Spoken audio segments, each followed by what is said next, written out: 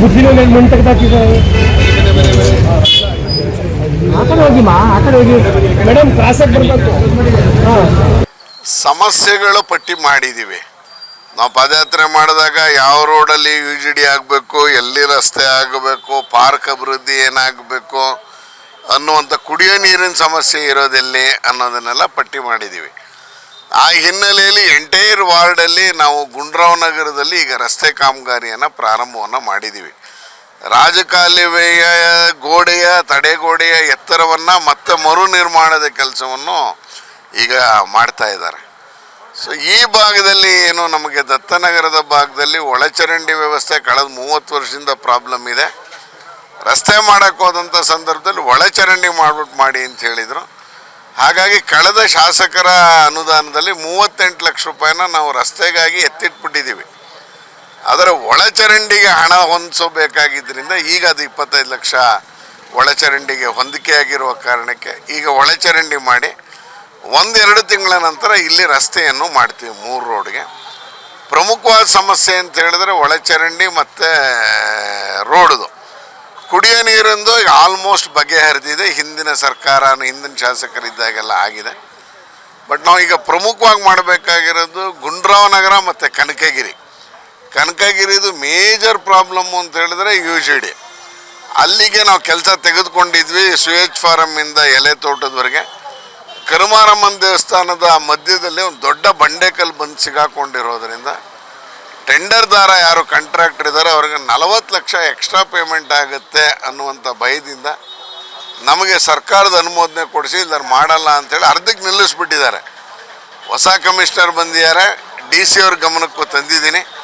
ಇನ್ನೊಂದು ವಾರದಲ್ಲಿ ಇದಕ್ಕೊಂದು ಸಣ್ಣದು ಆದಂಥ ಅದು ಪ್ರಯತ್ನ ಮಾಡಿ ಸರ್ಕಾರದ ಲೆವೆಲಲ್ಲೇ ಆಗಬೇಕು ಅಂದರೆ ಸರ್ಕಾರದ ಲೆವೆಲ್ಲು, ಇಲ್ಲ ಅಂತ ಹೇಳಿದ್ರೆ ಇಲ್ಲೇ 40 ಲಕ್ಷ ಅಡಿಷನಲ್ ಗ್ರ್ಯಾಂಟನ್ನು ಕೊಟ್ಟು ಬಂಡೆನ ಬ್ಲಾಸ್ಟ್ ಮಾಡೋಕ್ಕಾಗ್ತಾಯಿಲ್ಲ. ಬಂಡೆನ ಕೆಮಿಕಲ್ ಹಾಕಿ ಕಟ್ ಮಾಡಿ ಮಾಡಬೇಕು ಅನ್ನೋಂಥದ್ದನ್ನು ಹೇಳಿದ್ದಾರೆ. ಅದೊಂದು ಸಣ್ಣ ತೊಡಕನ್ನು ನಿವಾರಣೆ ಆಗಿಬಿಟ್ರೆ ಎಂಟೈರ್ ಭಾಗದಲ್ಲಿ UGD ಸಮಸ್ಯೆ ಇನ್ನೊಂದು 40 ವರ್ಷ ಕಾಡಲ್ಲ ಸರ್. ಆ ನಿಟ್ಟಿನಲ್ಲಿ ಪರ್ಮನೆಂಟ್ ಸೊಲ್ಯೂಷನ್ಗೆ ಹೆಚ್ಚು ಒತ್ತು ಕೊಟ್ಟಿದ್ದೀವಿ. ಶಾಸಕರ ನಿಧಿಯಲ್ಲೂ UGDಗೆ ಅಂತೇಳಿ 60% ಎತ್ತಿಟ್ಬಿಟ್ಟಿದ್ದೀವಿ. ಸೊ ಆ ನಿಟ್ಟಿನಲ್ಲಿ ಕೆಲಸವನ್ನು ಮಾಡ್ತಾಯಿದ್ದೀವಿ.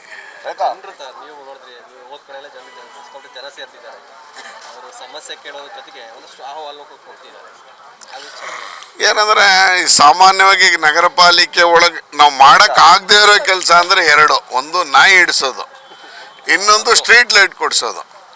ಇವೆರಡು ನಮಗೆ ಭಾಳ ಸಮಸ್ಯೆ ಆಗಿದೆ. ಸ್ಟ್ರೀಟ್ ಲೈಟ್ದಂತೂ ಇಷ್ಟು ಅವೈಜ್ಞಾನಿಕವಾಗಿ MOU ಮಾಡ್ಕೊಂಡಿದ್ದಾರೆ ಅಂದರೆ ನನ್ನ ಕ್ಷೇತ್ರದೊಳಗೆ ನಾನು ಪಟ್ಟಿ ಮಾಡಿರೋ ಪ್ರಕಾರ 4900 ಲೈಟ್ ಬೇಕು ಫಿಟ್ಟಿಂಗು.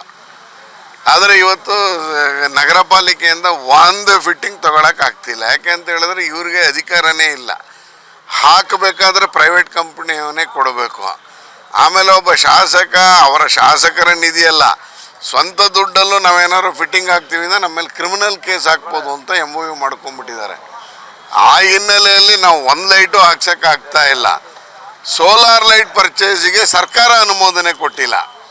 ಸೊ ಈ ಥರದ್ದು ಒಂದು ಇಕ್ಕಟ್ಟಿದೆ. 2 ನಾವು ಪ್ರಕರಣಗಳಲ್ಲಿ ನ್ಯಾಯ ಕೊಡೋಕ್ಕಾಗ್ತಿಲ್ಲ. ಒಂದು ನಾಯಿ ಹಿಡಿಸೋದು, ಇನ್ನೊಂದು ಸ್ಟ್ರೀಟ್ ಲೈಟ್ ಕೊಡಿಸೋದು.